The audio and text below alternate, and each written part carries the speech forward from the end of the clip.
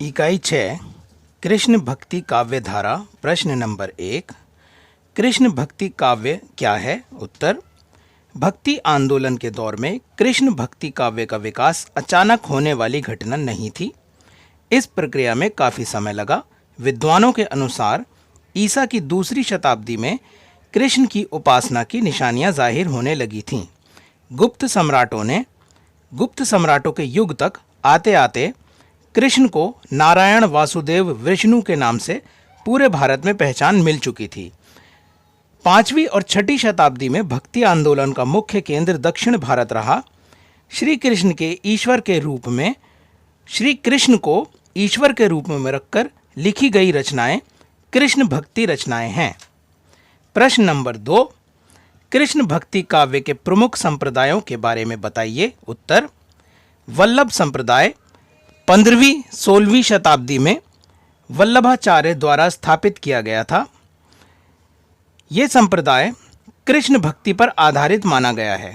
वल्लभाचार्य ने 8 शिष्यों को मिलाकर एक समूह बनाया जिसे अष्टछाप कहा गया। इन शिष्यों ने कवि के रूप में इस संप्रदाय की विचारधारा के प्रसार में महत्वपूर्ण भूमिका निभाई। ये सभी 8 शिष्य विभिन्न जाति और वर्गों से थे और सभी की संगीत और कलाओं पर पकड़ मजबूत थी। दूसरा संप्रदाय है विष्णु संप्रदाय। इस संप्रदाय की स्थापना विष्णु स्वामी ने की थी। कृष्ण करणामृत नामक कविता के माध्यम से राधा कृष्ण के यश का गायन किया गया, जिससे इस संप्रदाय को विशेष लोकप्रियता मिली। बाद में यह संप्रदाय वल्लभ संप्रदाय में मिल गया। तीसरा संप्रदाय है चैतन्य संप्रदाय। इस संप्रदाय की स्थापना 16वीं शताब्दी में हुई थी।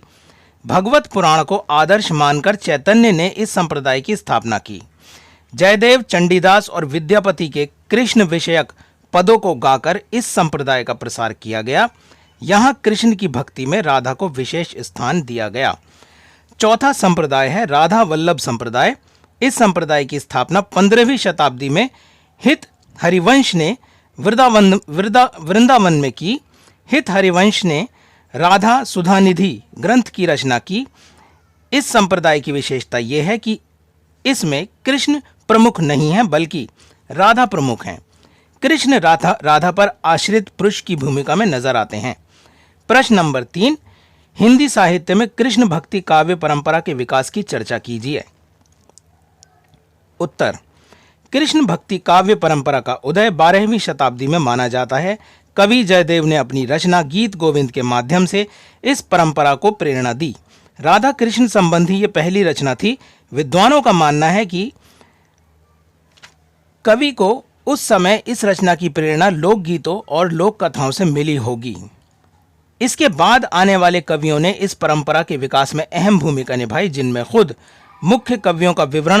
जिनमें से कुछ मुख्य कवियों का विवरण इस प्रकार है। पहला, विद्यापति 1350 से 1460 ईस्वी तक। कृष्ण भक्ति की परंपरा को 14वीं और 15वीं शताब्दी में विद्यापति ने अपनी रचनाओं से प्रचलित किया। कृष्ण और राधा के मधुर रूप को इन्होंने अपने काव्य से लोगों के बीच लोकप्रिय किया। नंबर 2, सूरदास 1478 से 1583 ईस्वी तक। विद्यापति के बाद कृष्ण भक्ति काव्य में जिस बड़े कवि का नाम आता है वे हैं सूरदास। इन्होंने कृष्ण के बचपन, युवावस्था, वृंदावन और मथुरा से संबंधित जीवन का संपूर्ण चित्रण अपनी रचना सूरसागर में किया। उन्होंने श्रीमद् भगवत पुराण को अपनी रचनाओं का आधार बनाया, लेकिन प्रसंगों का विवरण देते समय अपनी प्रतिभा का उपयोग किया। नंबर 3, मीराबाई 1504 से 1558 ईस्वी। मीराबाई का जन्म राजस्थान में हुआ। उनका विवाह चित्तौड़ के राजा सांगा के पुत्र भोजराज से हुआ। विवाह के 7 वर्ष बाद मीरा विधवा हो गई। जीवन में काफी संघर्ष उन्हें झेलना पड़ा। उन्होंने लोक लाज और मर्यादा को छोड़कर खुद को कृष्ण भक्ति में समर्पित कर दिया। कृष्ण भक्ति काव्य के विकास में मीरा का योगदान विश्व प्रसिद्ध है। नंबर 4, रसखान के जीवन मूल्य और शिक्षा दीक्षा का कोई ठोस प्रमाण मौजूद नहीं है। उनकी रचनाओं से इतना पता चलता है कि वे बादशाह हुमायूं के समय में मौजूद थे। उनका असली नाम इब्राहिम खान था। बादशाह का वंश छोड़कर वो कृष्ण प्रेम के दीवाने हो गए। वे दिल्ली के गोवर्धन धाम आ गए। उनकी 4 रचनाएं विशेष रूप से प्रसिद्ध हुईं। सुजान रसखान, प्रेम वाटिका, दान लीला, अष्टायाम। उनमें भक्त और कवि का अनोखा मिश्रण था। राधा और कृष्ण प्रेम की भक्ति के ऐसे मधुर गायक कम ही हैं। नंबर 5, गोविंद स्वामी 1550 ईस्वी से 1585 ईस्वी। गोविंद स्वामी का जन्म भरतपुर राज्य के एक गांव में हुआ। वे एक पारिवारिक व्यक्ति थे। उन्होंने वैराग्य अपनाने का फैसला किया और ब्रिज मंडल में आ गए। उन्हें संगीत शास्त्र का अच्छा ज्ञान था। अकबर के दरबार के गायक तानसेन भी गोविंद स्वामी के पास आकर पद गायन की शिक्षा लेते थे। कृष्ण भक्ति काव्य को लोकप्रिय करने में उन्होंने महत्वपूर्ण भूमिका निभाई। प्रश्न नंबर 4, कृष्ण भक्ति काव्य की वस्तुगत और शिल्पगत विशेषताओं का वर्णन कीजिए।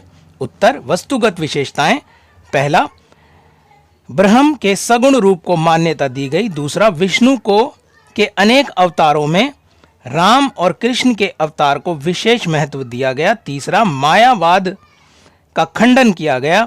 ब्रह्म के अवतारवाद को स्वीकार किया गया और इस लोक की विशिष्ट महिमा का गायन किया गया। चौथा, जाति और कुल का भेदभाव यहाँ मान्य नहीं था। पांचवा, संकीर्ण भावों से उठकर कृष्ण भक्ति की दृष्टि ईश्वर पर केंद्रित होती थी। शिल्पगत विशेषताएं। पहला, कृष्ण भक्ति काव्य में हृदय प्रधान अंतर्मुखी वृत्तियों को काव्य में ढालने का चलन था, अर्थात हृदय से उत्पन्न होने वाले भावों को पदों का रूप दिया जाता था। अधिकांश कृष्ण भक्त कवि संगीत के अच्छे जानकार थे, इसलिए वे ये कार्य सरलता से कर लेते थे। दूसरा, कृष्ण भक्ति काव्य में ब्रिज भाषा का प्रयोग सबसे ज्यादा किया गया है। इसके अलावा संस्कृत, अपभ्रंश, गुजराती, राजस्थानी, अवधी, कन्नौजी, खड़ी बोली, अरबी, फारसी के शब्दों का भी प्रयोग है। तीसरा, काव्य भाषा में बिंबों और प्रतीकों का कलात्मक ढंग से विकास किया गया है। इस प्रकार से ये प्रतीकों से भरी हुई भाषा है।